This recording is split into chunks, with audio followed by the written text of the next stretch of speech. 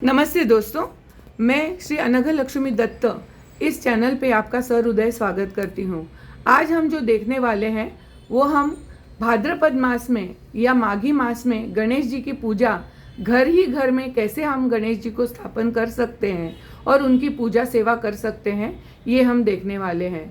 आजकल बहुत से पंडितों पे काफ़ी लोगों का विश्वास नहीं रहा है, तो उनका जो विश्वास का लेवल होता है उस हिसाब से हमको हमारी भक्ति की या जो पूजा हम करते हैं उसकी फल प्राप्ति होती है। तो आज हम देखेंगे कि बिना पंडित के हम घर में हमारे भाव से हम भगवान को कैसे जीत सकते हैं और उनकी सेवा कैसे कर सकते हैं। तो चलिए शुरू करते हैं गणेश जी की पूजा। सबसे पहले गणेश जी को जब आप पार्थिव गणेश आप दुकान में से लाते हो तो इस प्रकार से उसको ढक के लाते हो। इस प्रकार से उनको ढक के लाते वक्त आप कृपया ध्यान में रखें कि आपको सफ़ेद रंग का ही कपड़ा लेना है। ये ज़रूरी नहीं कि उसमें कुछ बना हो, लेकिन एकदम प्लेन कपड़ा आप ले नहीं सकते। तो इसके लिए आपको उस पर कम से कम एक हल्दी का और एक कुमकुम का टीला ज़रूर लगाना चाहिए। अक्सर मैं लोगों को बोलते हुए सुनती हूँ कि अभी गणेश जी की स्थापना करनी है तो बिगर पंडित के हम नहीं कर सकते।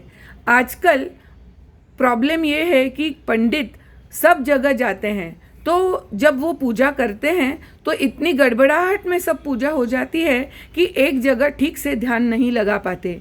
ऐसे वक्त में हम अपनी पूजा घर में खुद स्थापित कर सकते हैं और गणेश जी को बुलाकर उनकी सेवा कर सकते हैं।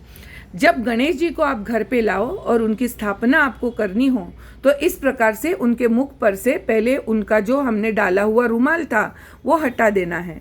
अब हम देखेंगे कि गणेश जी के यहाँ पे जो तैयारी करनी है वो किस तरह से करनी है। ये जो चौरंग रखा हुआ है आप देख सकते हैं कि नीचे की ओर में वहाँ पे स्वस्तिक बना हुआ है और स्वस्तिक आपको गीले कुमकुम से और गीले हल्दी से बनाना है। स्वस्तिक की जो डंडियाँ हैं वो आपको गीले कुमकुम से और जो उनके बिंदु हैं वो आपको गीले हल्दी से बनानी है। उसके ऊपर आपको अक्षत रखनी है।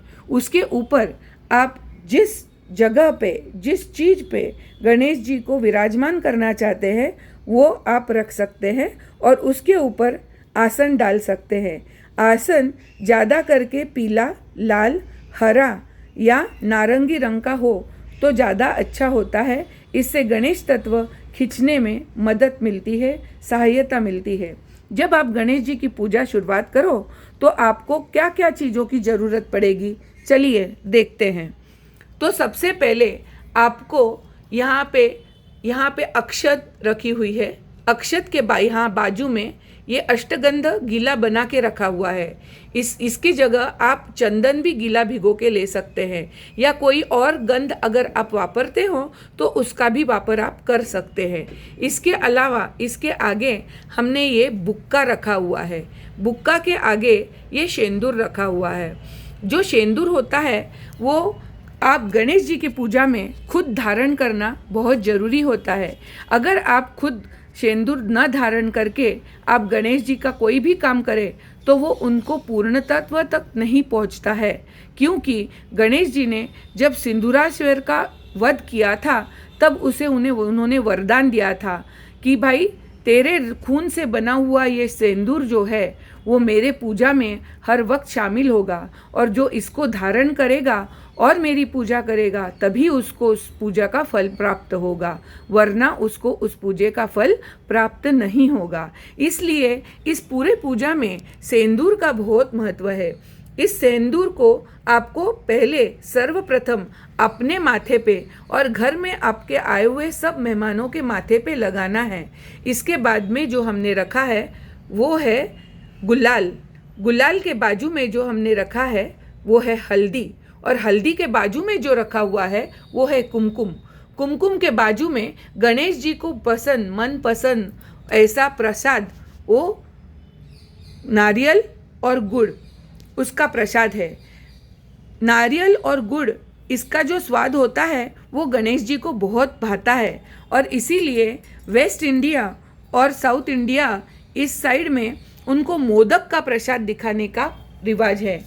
मोदक दो प्रकार के होते हैं। ये हैं उकडीचे मोदक, यानी जिसको स्टीम किया गया है। स्टीम किए हुए मोदक के अलावा आपके पास तले हुए मोदक भी होते हैं। तले हुए मोदक, आजकल तले हुए मोदक और उकड़ी के मोदक के अलावा इस प्रकार के मावा के भी मोदक प्राप्त हैं। इसमें आपको कई प्रकार और कई स्वाद मिल जाते हैं। इसके अलावा यहाँ पे हमने जो बीच में रखा है वो खजूर से बने हुए मोदक हैं, जो आजकल शुगर फ्री हम बोलते हैं वो। और ईस्ट इंडिया और नॉर्थ इंडिया में गणेश जी को लड्डू पसंद है, ऐसी मान्यता होने के कारण यहाँ पे लड्डू भी हमने रखे हुए हैं। इसके अलावा आजकल चॉकलेट के बने हुए मोदक भी रहते हैं, लेकिन मैं आपको बता दूं कि चॉकलेट के बने हुए मोदक या मावा के बने हुए मोदक, इन सबसे ज़्यादा गणेश जी को नारियल और गुड़ इसके मोदक भाते हैं। और इसीलिए जो लोग मोदक नहीं बनाते उनके लिए ये गुड़ और नारियल का प्रसाद अनिवार्य हो जाता है। इसके अलावा हमने यहाँ पे 5 फल रखे हुए हैं। अगर ठीक से देखें तो आपको पता लगेगा कि हर फल की जो डंडी का भाग है वो डंडी का भाग हमने ऊपर रखा हुआ है, क्योंकि जो डंडी का भाग अगर जिसकी ओर होता है फल उसी को अर्पित होता है। ऐसा हमारे यहाँ पे रिवाज भी है और मान्यता भी।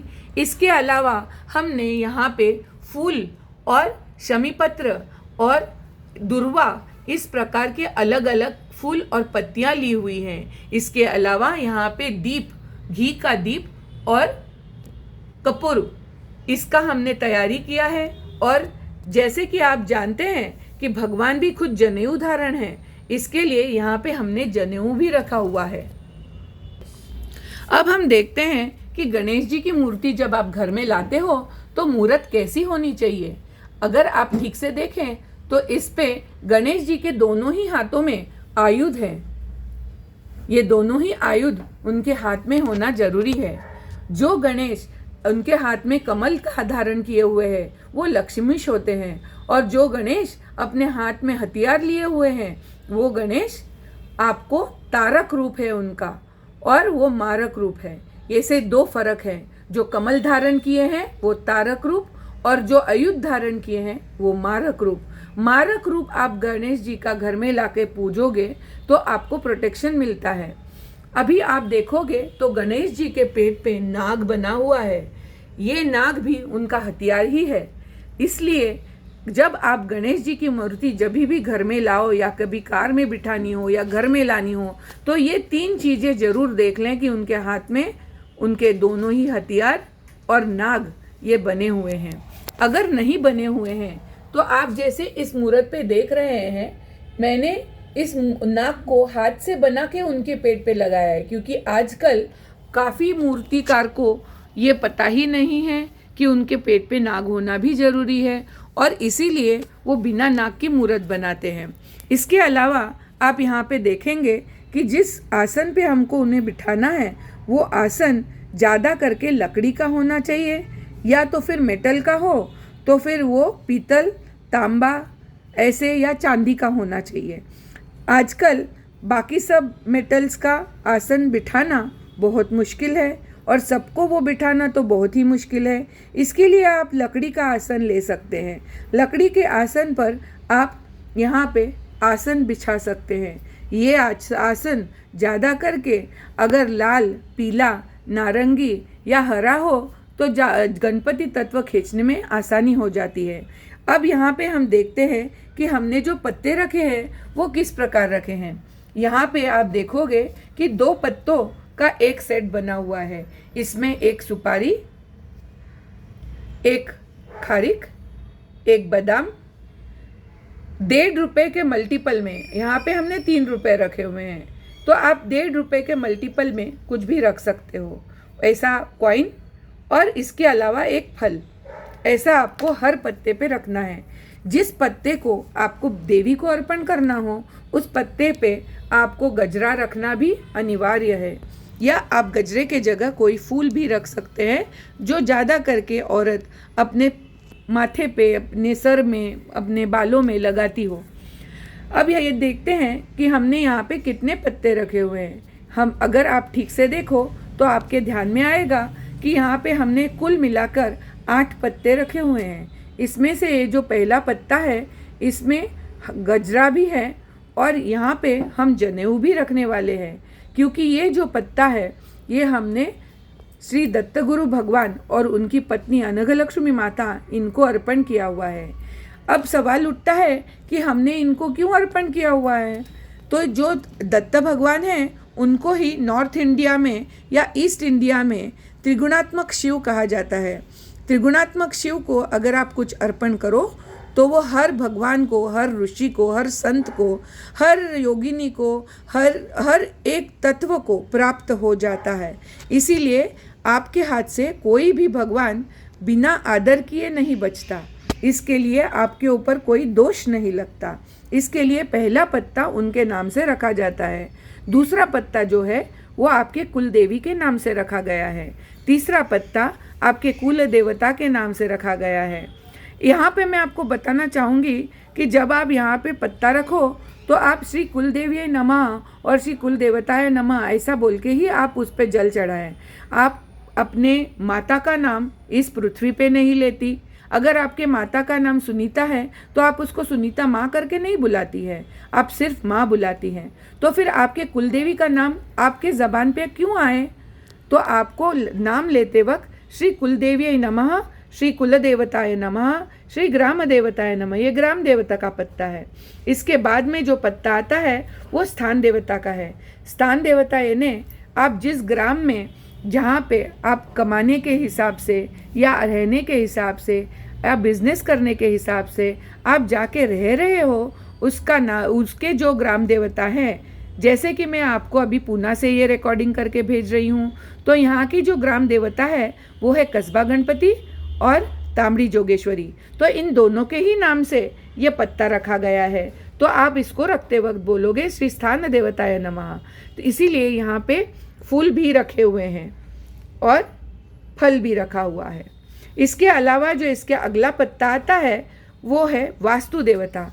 आप जिस स्थान पे बैठ के, जिस गृह में, जिस जगह पे आप उनकी पूजा करने वाले हो, उनको आगमन करने वाले हो, तो वहाँ के जो भगवान हैं, वास्तु देवता है, उनको भी आपको मान देना जरूरी है, अनिवार्य है।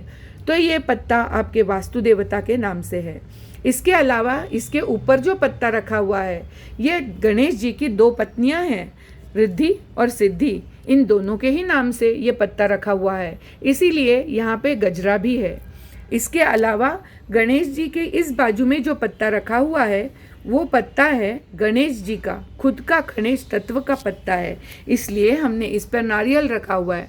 नारियल रखते वक्त आपको इसकी जो सेंधी है वो गणेश जी की ओर करनी है, तभी वो गणेश जी को अर्पण होता है। अभी ये सब हुई गणेश जी के पूजा की तैयारी। अब अगले वीडियो में हम शुरू करते हैं गणेश जी की स्थापना। अगर आपको इस वीडियो में मैंने जो भी बताया उसमें आसानी लगी हो, समझने में आया हो और आपको ये भा गया हो तो बेल आइकॉन दबाना ना भूलें और हमें सब्सक्राइब, लाइक और शेयर करना ना भूलें। इसका आगे का वीडियो देखना बिल्कुल ना भूलें। जय गजानन।